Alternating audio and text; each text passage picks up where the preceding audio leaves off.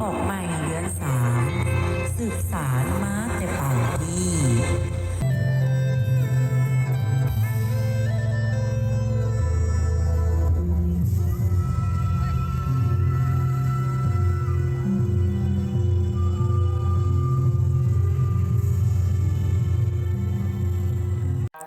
เฮลโลสบายดีสวัสดีค่ะมาพบกับสาววอนอีกแล้วเนาะทุกคนวันนี้น้องสาววอนก็ได้มีโอกาสมาเฮ็ดบุญ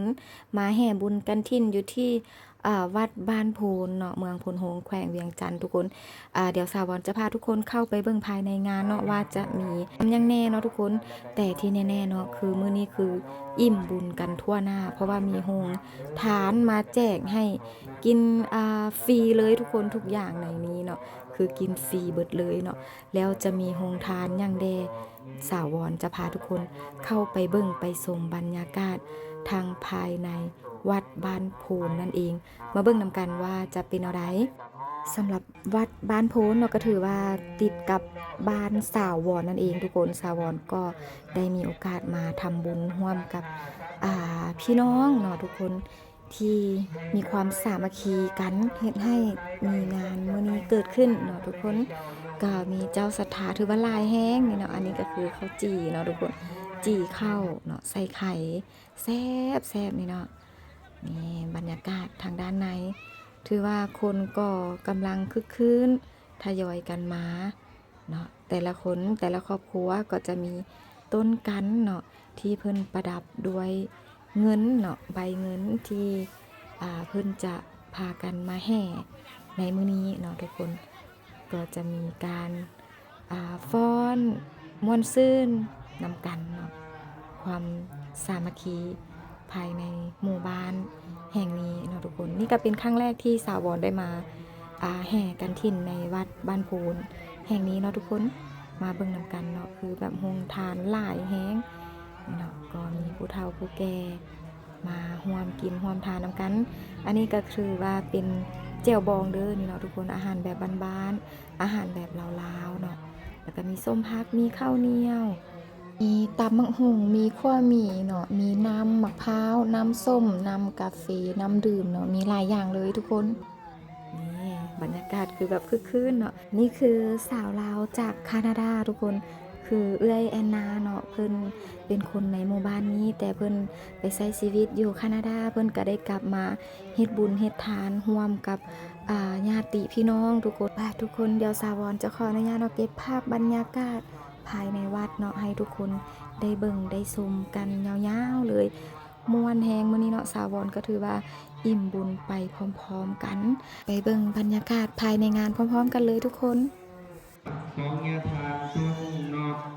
ประธานอุปสมบทแข่งเวียงจันทร์เพิ่นกระไดหัวโมทนาเป็นปัจจัยจำนวนเงินกะ500,000กี่เดือนกะสาธุสาธุขอให้ยาทานเด้ออยู่ดีมีแห้งเป็นห่มโพห่มไส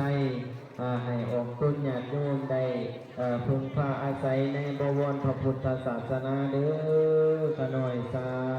ธุบ้านพุนสวัสดิ์พุนกระไดหัวมุโปโมธนาทานเป็นจำนวนปัจจุปัจจัยกษาจากบ้านนาทองเพิ่นกระไดหัวมุโปโมธนาทานบริจาคเป็นปัจจัยเนาะจำนวนเงินกัน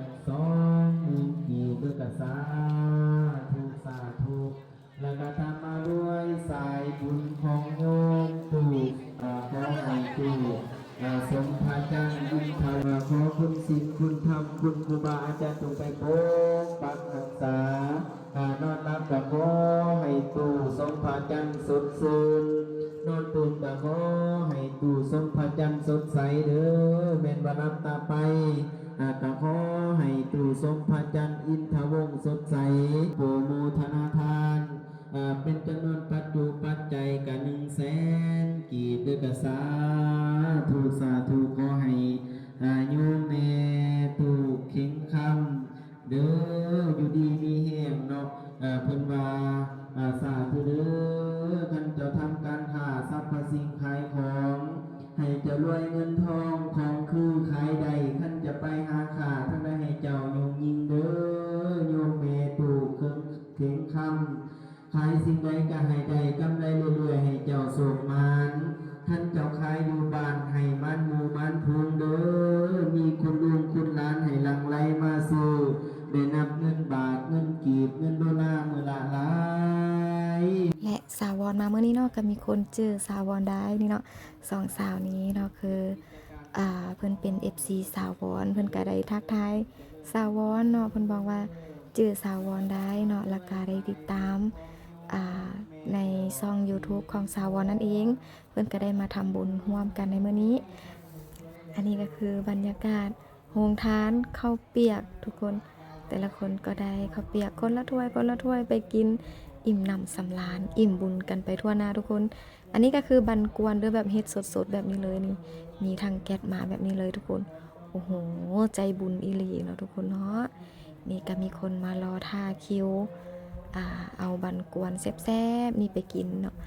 นี่โอ้โหเห็นขั้นตอนกันสดๆแบบนี้ก็โอ้ยใครจะอดใจได้เนาะทุกคนเนาะอันนี้ก็คือโต๊ะที่สาวรนั่งใส่บาตรน้ำเพิ่นเนาะตอนนี้สาวรแล้วก็ญาติพี่น้องก็จะได้ไปใส่บาตรเนาะถวายทานแล้วไปเบิ่งบรรยากาศพร้อมๆกันอันนี้คือเอื้อยแอนนาเด้อที่เพิ่นมาจากแคนาดาเนาะเพิ่นก็มาใส่บาตรอยู่ที่วัดบ้านโพนเนาะเป็นบ้านเกิดของเพิ่นนั่นเองนี่เนาะมาเบิ่งบรรยากาศพร้อมๆกันเลยเพิ่นก็ไปอยู่แคนาดาก็ถือว่าหลายปีทุกคนนี่เนาะแต่เพิ่นก็มาเยี่ยมบ้านทุกปีเนาะมาทำบุญอยู่ที่ประเทศลาวเฮาทุกๆปีนี่เนาะอนุโมทนาบุญร่วมกันเด้อทุกคนนี่เนาะขอให้ทุกคนที่เข้ามาเบิ่งคลิปกะได้บุญนำกันหลายๆเนาะอิ่มบุญอิ่มนำสำราญเนาะทุกคนว้าวทุกคนอันนี้ก็คือโรงทานแกงหน่อไม้สดๆทุกคนแซ่บเนาะสาวรก็ได้เอาไปกินก็แซ่บแห้งทุกคนเอ้ยนี่เนาะเพิ่นก็เอาไปแจกจ่ายกันให้ทุกคนได้กินเนาะอิ่มทุกคนนี่ตอนนี้เนาะสาวรก็กำลังจะเกียมไปแห่กันทินร่วมกันกับทุกๆคนเนาะมาเบิ่งนำกันเนาะว่าทางบ้านโพนเนาะเพิ่นจะแห่กันทินกัน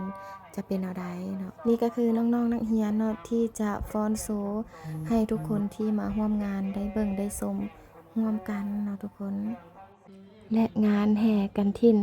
ในมื้อนี้เนาะที่วัดบ้านโพนเมืองพนโฮงแขวงเวียงจันทน์ก็ถือว่ามีเจ้าศรัทธาใหญ่มาจากนครหลวงเวียงจันทน์เนาะทุกคนสาวรอยากให้ทุกคนไปเบิ่งภาพบรรยากาศที่เพิ่นจะแห่กันทินเนาะว่าจะเป็นเอาใด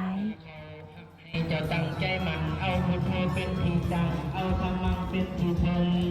จึงสิถึงแห่ง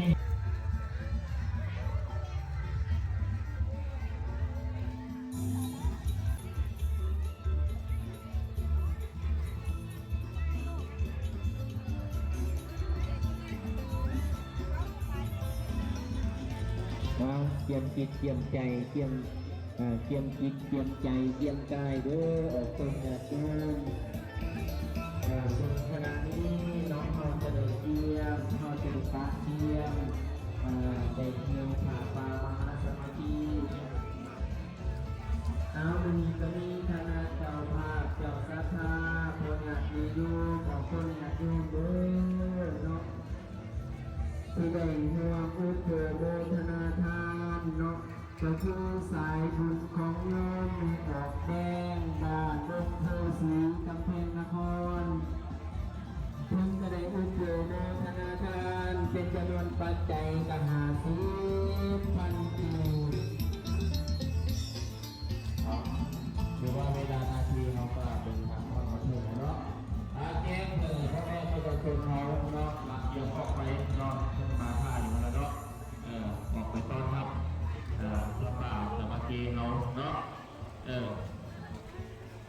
เอาหลักการทางหลักการเกี่ยวออกไปเนาะมันจะสวยน้อยเนาะเราเดินทางมาเรื่อยแล้วโอ้ยโยมเดเอื้องคำเนาะยึดออกเป็นอย่างนั้นได้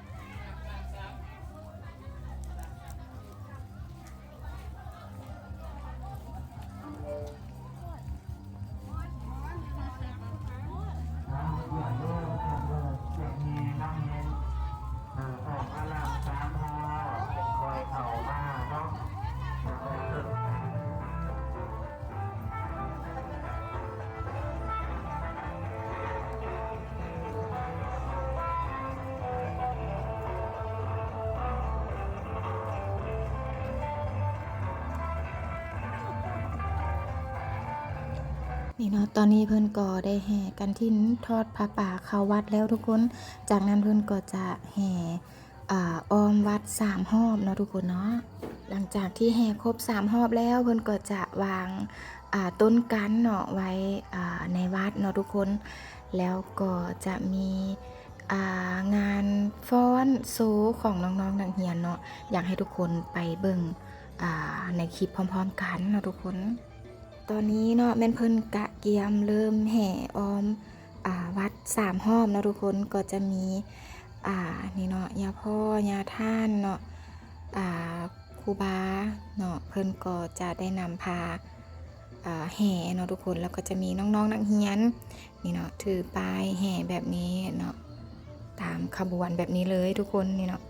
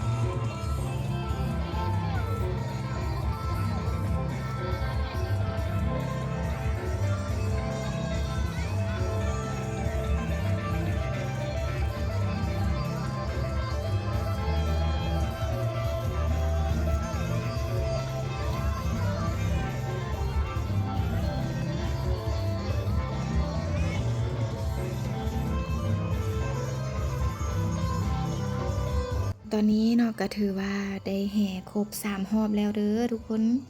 นี่เนาะเพิ่นก็จะวางต้นกันไว้สถานที่เพิ่นให้วางเนาะทุกคนเนาะเดี๋ยวเราไปรับชมบรรยากาศตอนต่อไปเลยเนาะทุกคน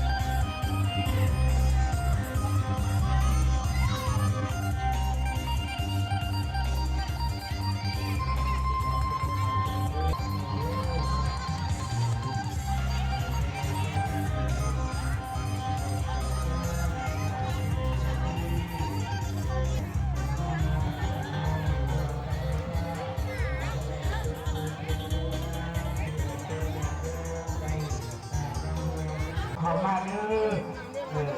มันประทานแมวคดีเขามาสู่กระลาทางกระลาที่นี่เลยพระเราพิมพ์เห็นสารวัตรพระเจ้าหนักพาพาไปพระรับพิมพ์พอที่ละเด้อพอที่ละเด้อเดี๋ยวที่เขาก็ได้ยินว่า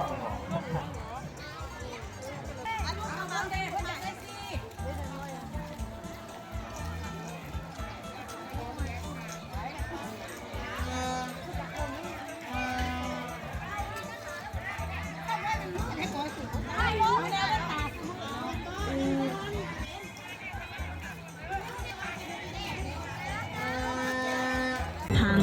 อะหังวันผ้าอาจาริยังทองขาสิโยมือนอมเท้าจาตุนเทวาสีคิดออกตกเนื้อไตถวยไข่ในลำแย่งให้เสียงกองฟูงขาดังขึ้นสู่เมืองแม่นเสียงฉาบดังหัวแถมอยู่แดนสวรรค์ฟ้า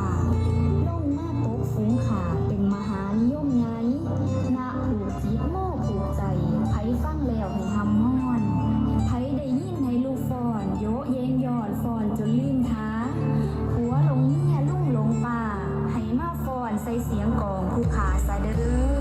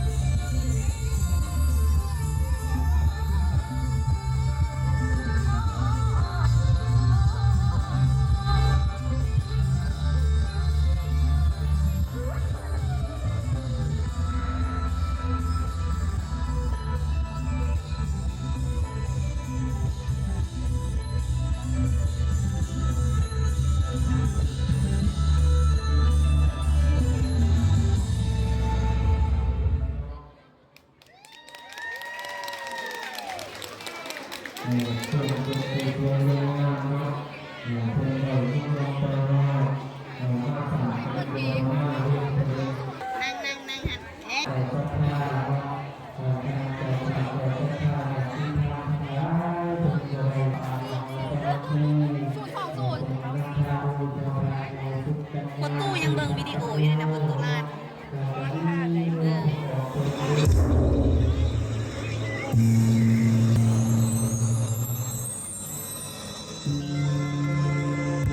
บัดนี้พอแต่ฝ่าหุ่นเจงสว่างแสงตาดอกไม้มวลมาลาก็เบ่งบานงามเงี้ยมบุญป่าใหญ่มาฮอดแล้วแมวว้าวซื่นใสโซพวงประสาทีโนมพร้อมกันสลงใสเซินเด้อคงอีน้องมาห่วมสมประเพณีบุญออกใหม่เดือนสามสืบสารมาแต่เป่าที่ประเพณียังคงไว้เฮาผู้ไทยแม่นสืบต่อปู่ย่าเคยสร้างให้ใส่ใจบ่เคยลืมทางเอ่ย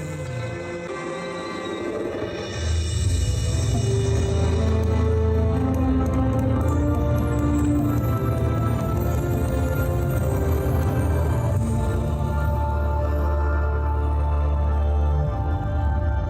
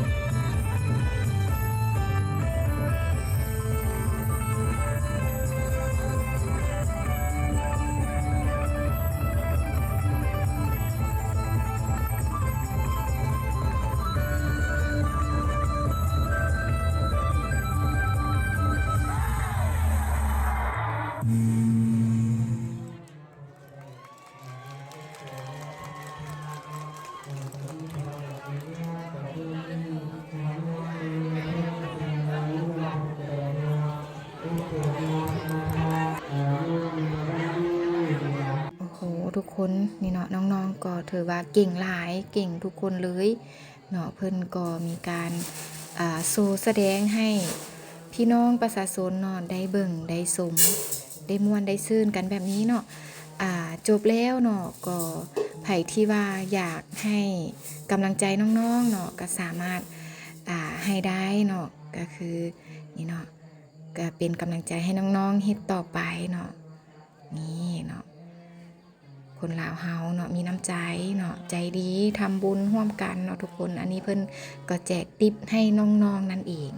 ทุกคนนี่เนาะน้องๆก็ถือว่าเก่งอีหลีเนาะนี่เนาะสาธุเด้อเนาะอนุโมทนาบุญนำกันเนาะทุกคนน้องๆเนาะก็ถือว่ามาสร้างสีสันให้ได้เป็นอย่างดีเลยทุกคนนี่เนาะภาพบรรยากาศจบงานด้วยดีเนาะทุกคนเนาะต้องขอชื่นชมน้องๆอีหลีคือมีความสามารถแล้วก็